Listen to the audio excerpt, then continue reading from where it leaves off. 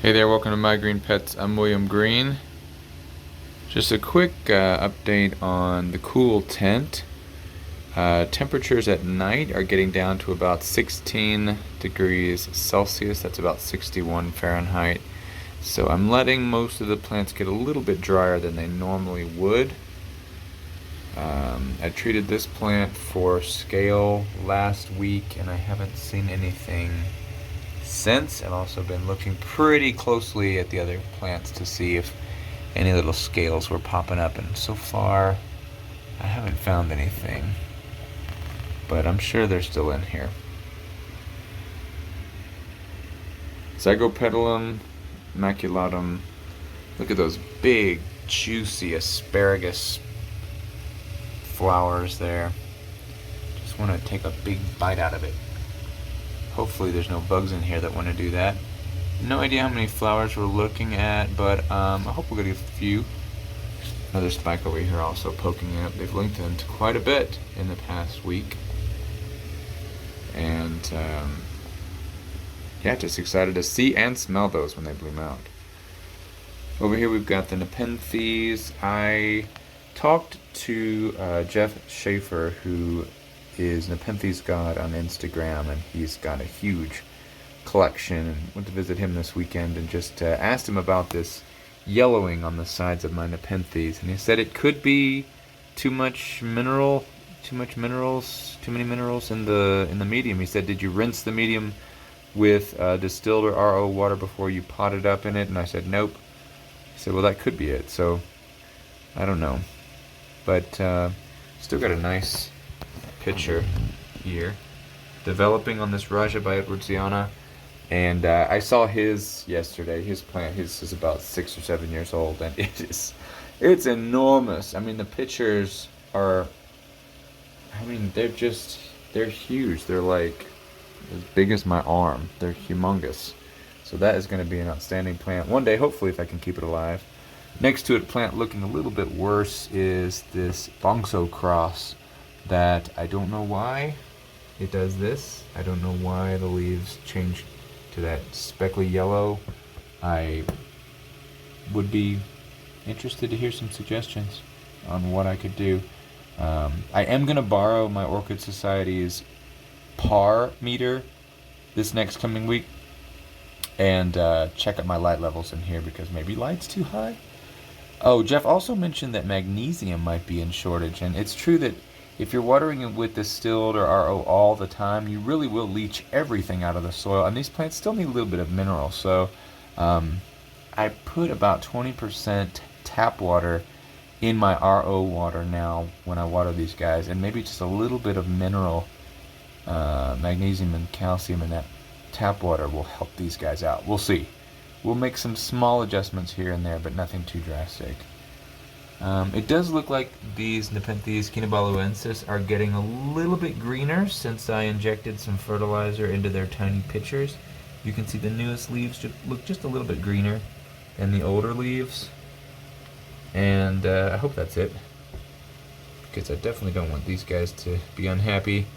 They are not only spectacular plants, but they're also very rare and valuable. Okay, let's go check out the big tent. It's getting kind of dry in there. See what's going on.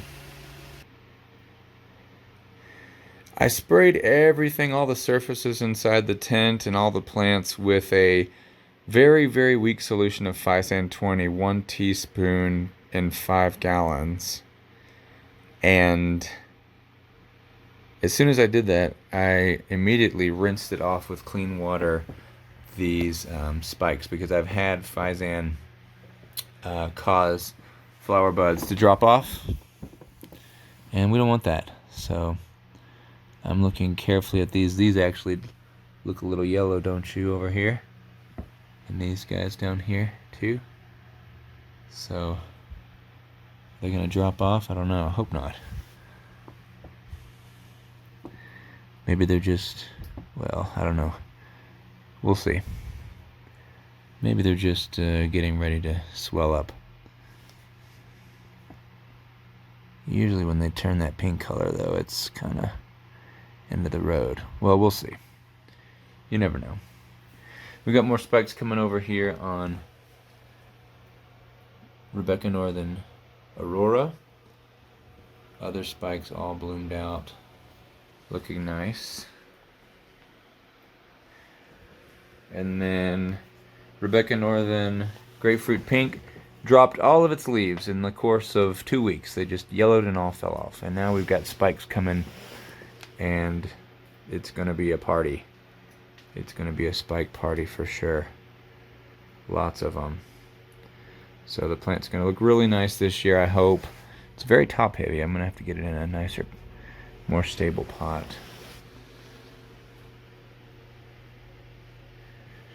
Still looking over here at this Cycnoches bronze Vixen. We hope that it's going to give us a nice spike. Nothing yet that I can see on warszewiczii, but that could still change. Spike still developing over here on philippinensis.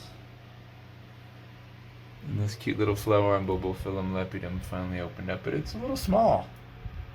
I'm not sure if it's because the plant is a little bit drier now that it's in direct line of the fan, and I'm trying to water it twice a day, but it still looks kind of shrivelly to me, doesn't it to you?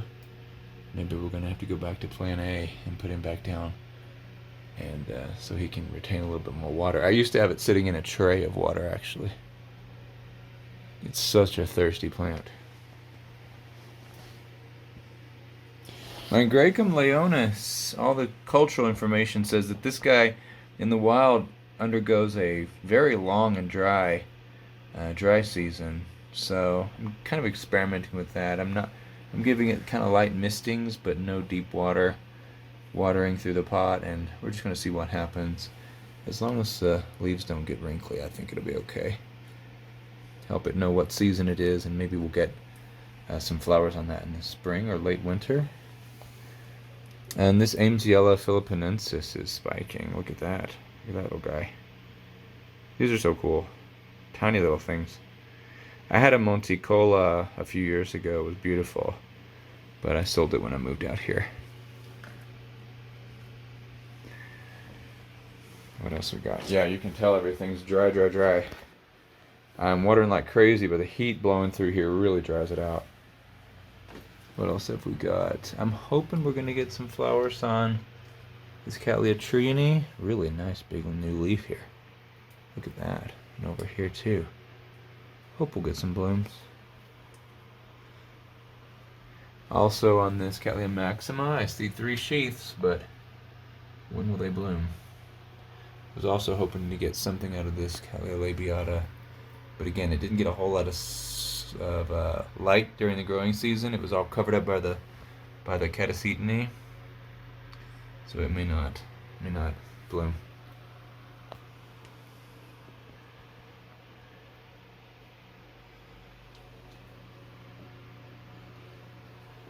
Of course, we've got Cycnoches, fire embers over here, spiking, and hopefully we'll get a nice little display off that one last go off of this plant before it starts dropping leaves.